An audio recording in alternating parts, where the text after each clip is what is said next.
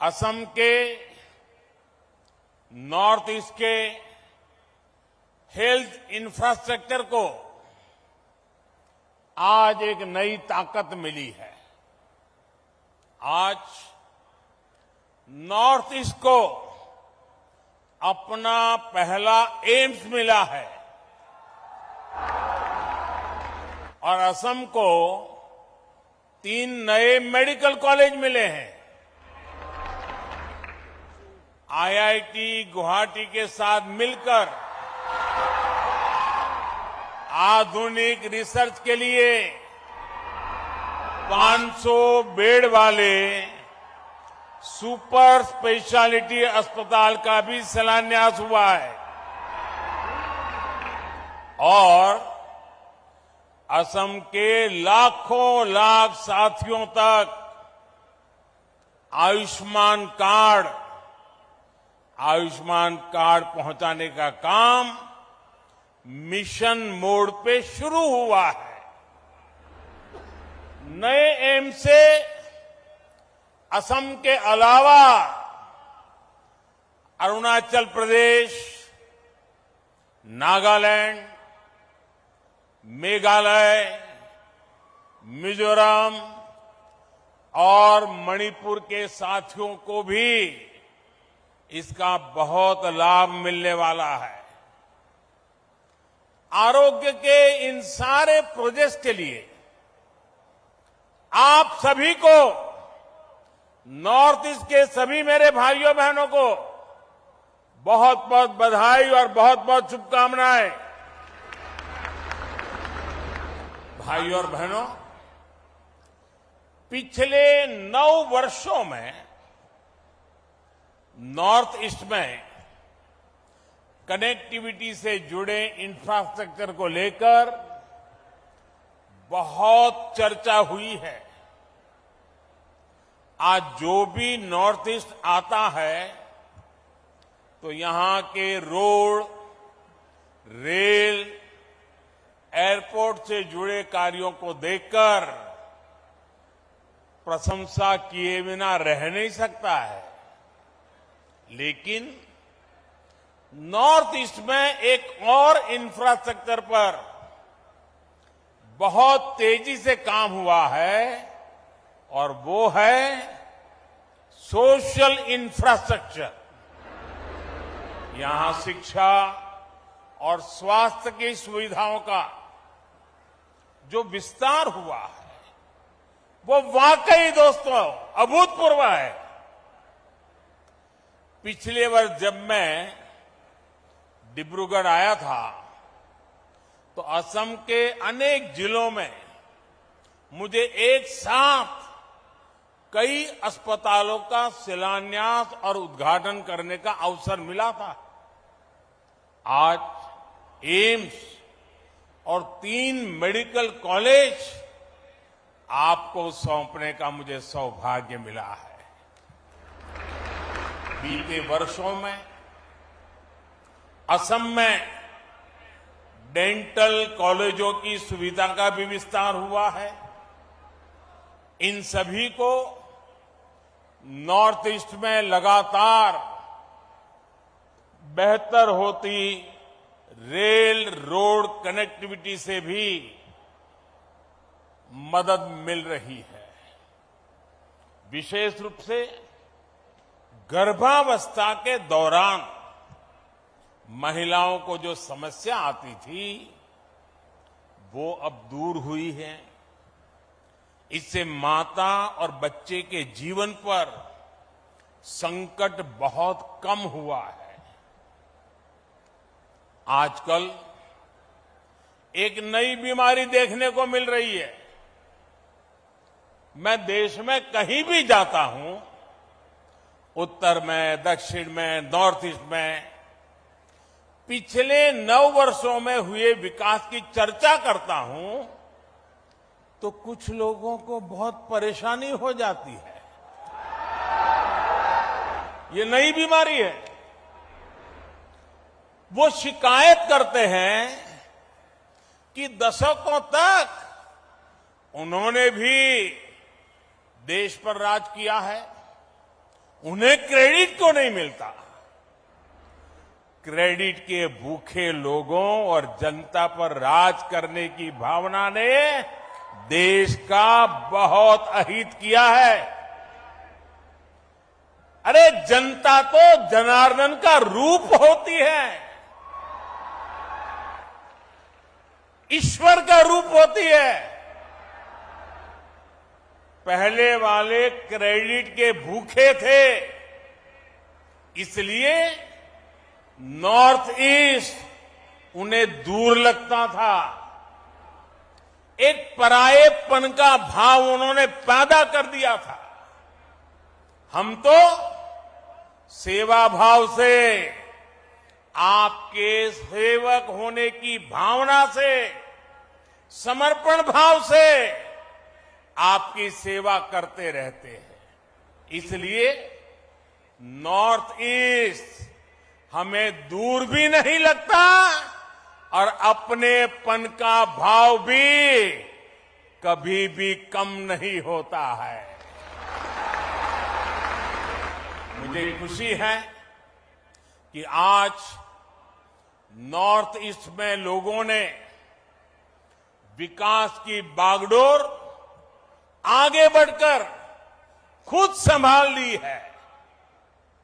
वो north east के विकास से भारत के विकास के मंत्र को लेकर आगे बढ़ रहे हैं। विकास के इस नए आंदोलन में केंद्र सरकार एक दोस्त बनकर, एक सेवक बनकर, एक साथी बनकर सभी राज्यों के साथ काम कर रही है। आज का ये आयोजन भी इसी का एक जीता जागता उदाहरण है। साथियों, दशकों तक हमारा पूर्वोत्तर कई और चुनौतियों से जूझता रहा है। जब किसी सेक्टर में परिवारवाद, क्षेत्रवाद, भ्रष्टाचार और अस्थिरता की राजनीति हावी होती है, तब विकास होना असंभव हो जाता है। और यही हमारे हेल्थ केयर सिस्टम के साथ हुआ। दिल्ली में जो एम्स है वो 50 के दशक में बना था। देश के कोने कोने से लोग आकर दिल्ली एम्स में इलाज कराते थे, लेकिन दशकों तक किसी ने ये नहीं सोचा कि देश के दूसरे हिस्सों में भी एम्स खोलने चाहिए। अटल जी की जब सरकार थी तो उन्होंने पहली बार इसके लिए प्रयास शुरू किए थे, लेकिन उनकी सरकार जाने के बाद फिर सबका ठप पड़ गया। जो एम्स खोले भी गए, वहां व्यवस्थाएं खस्ताहाल ही रही। 2014 के बाद हमने इन सारी कमियों को दूर किया। हमने बीते वर्षों में 15 नए एम्स पर काम शुरू किया। 15। इनमें से अधिकतर में इलाज और पढ़ाई दोनों सुविधा शुरू हो चुकी है। एम्स गुवाहाटी भी इस बात का उदाहरण है कि हमारी सरकार जो संकल्प लेती है उसे सिद्ध करके भी दिखाती है। ये असम की जनता का प्यार है जो मुझे बार बार यहां खींच के ले आता है। शिलान्यास के समय भी आपके प्यार ने मुझे यहां बुला लिया और आज लोकार्पण के समय भी आपका प्यार बढ़ चढ़ करके, और वो भी बिहू के पवित्र समय, यहां मुझे आने का अवसर मिल गया। ये आपका प्यार ही है। साथियों, पहले की सरकारों की नीतियों की वजह से हमारे यहां डॉक्टरों और दूसरे मेडिकल प्रोफेशनल की बहुत कमी रही है। ये कमी भारत में क्वालिटी हेल्थ सर्विस के सामने बहुत बड़ी दीवार थी। इसलिए बीते 9 वर्षों में हमारी सरकार ने मेडिकल इंफ्रास्ट्रक्चर और मेडिकल प्रोफेशनल बढ़ाने पर बड़े स्तर पर काम किया है।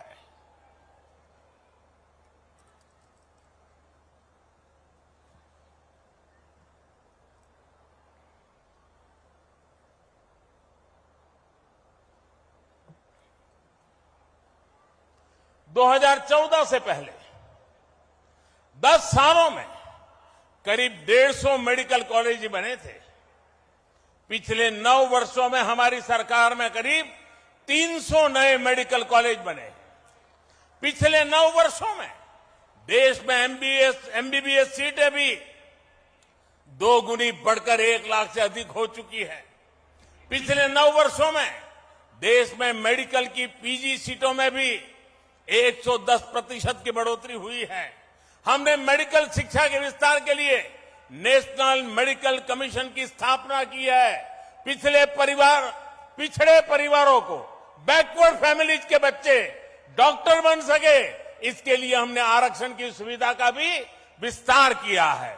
दूर दराज वाले क्षेत्रों के बच्चे भी डॉक्टर बन सके, इसलिए हमने पहली बार भारतीय भाषाओं में मेडिकल की पढ़ाई का विकल्प दिया है। इस वर्ष के बजट में 150 से अधिक नर्सिंग कॉलेज खोलने का ऐलान भी किया गया है।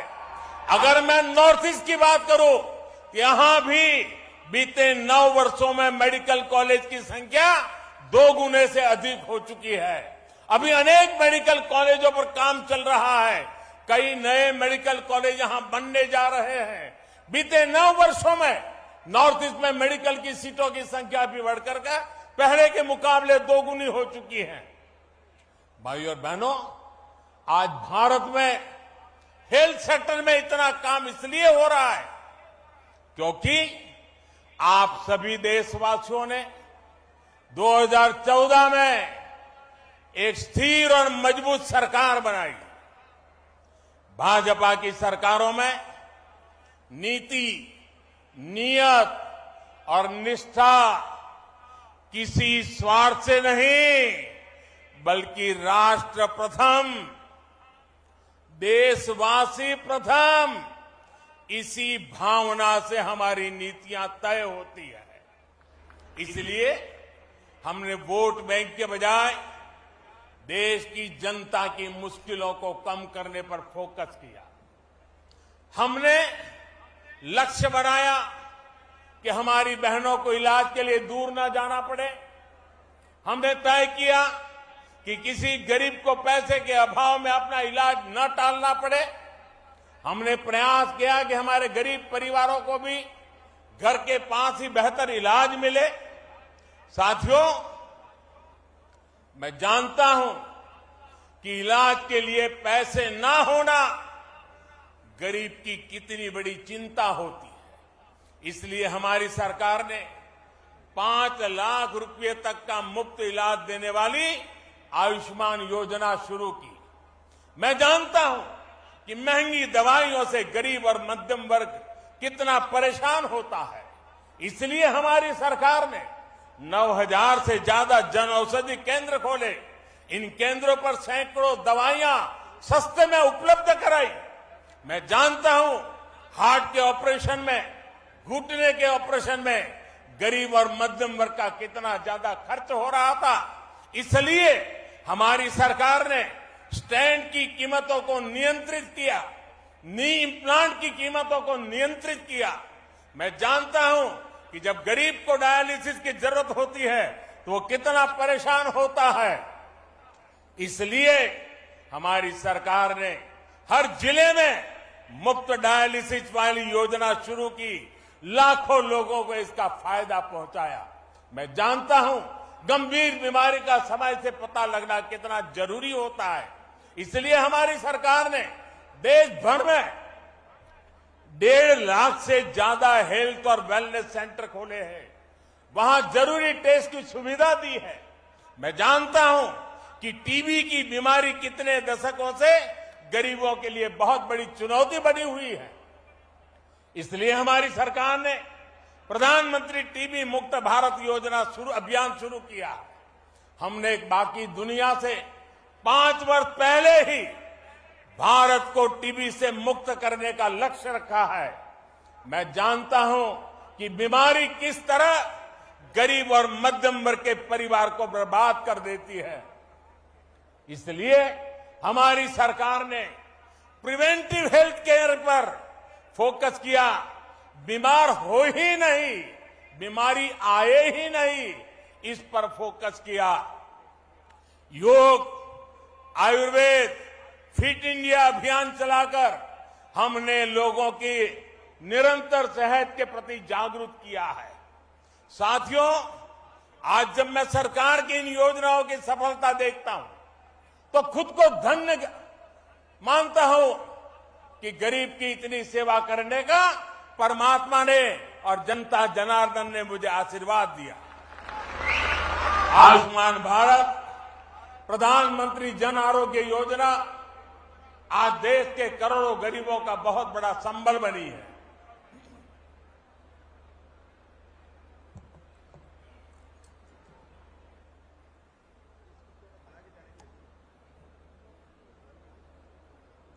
बीते वर्षों में आयुष्मान भारत योजना ने गरीबों के 80,000 करोड़ रुपए खर्च होने से बचाए हैं।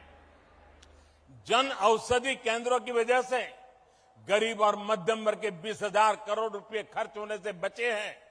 स्टेंट और नी इम्प्लांट की कीमत कम होने से गरीब और मध्यम वर्ग के हर साल 13,000 करोड़ रुपए बच रहे हैं। मुफ्त डायलिसिस की सुविधा से भी किडनी के गरीब मरीजों के 500 करोड़ रुपए से ज्यादा खर्च होने से बचे हैं। आज यहां असम के करीब 1 करोड़ से भी ज्यादा नागरिकों को आयुष्मान भारत कार्ड देने का अभियान भी शुरू हुआ है। इस अभियान से असम के लोगों को बहुत बड़ी मदद मिलने वाली है, उनके पैसे बचने वाले हैं।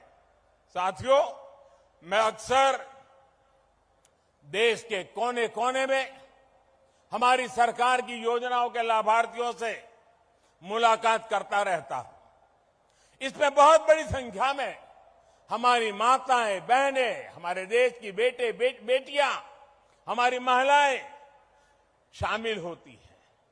वो मुझे बताती है कि पहले इसकी सरकारों में और अब भाजपा सरकार के समय में स्वास्थ्य सुविधाओं में कितना बड़ा फर्क आया है। आप और हम ये जानते हैं कि जब स्वास्थ्य की बात होती है, इलाज की बात होती है, तो हमारे यहां महिलाएं अक्सर पीछे रह जाती हैं। हमारी माताओं बहनों को खुद को लगता है कि क्यों अपने इलाज पर घर का पैसा खर्च करवाएं, क्यों अपनी वजह से दूसरों को इतनी तकलीफ दें। संसाधनों की कमी की वजह से, आर्थिक तंगी की वजह से जिन हालातों में देश की करोड़ों महिलाएं रह रही थी, उसमें उनका स्वास्थ्य ही सबसे ज्यादा प्रभावित था। भाजपा के नेतृत्व वाली हमारी सरकार ने जो योजनाएं शुरू की, उसका बहुत बड़ा लाभ हमारी माताओं, बहनों को, महिलाओं की सेहत को हुआ है। स्वच्छ भारत अभियान के तहत बने करोड़ों शौचालय ने महिलाओं को बहुत सारी बीमारियों से बचाया है।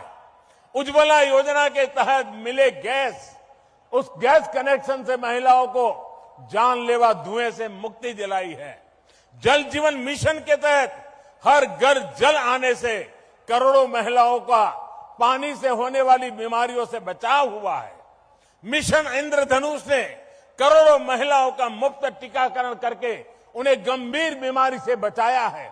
आयुष्मान भारत योजना ने महिलाओं को अस्पताल में 5 लाख रुपए तक के मुफ्त इलाज का भरोसा दिया है।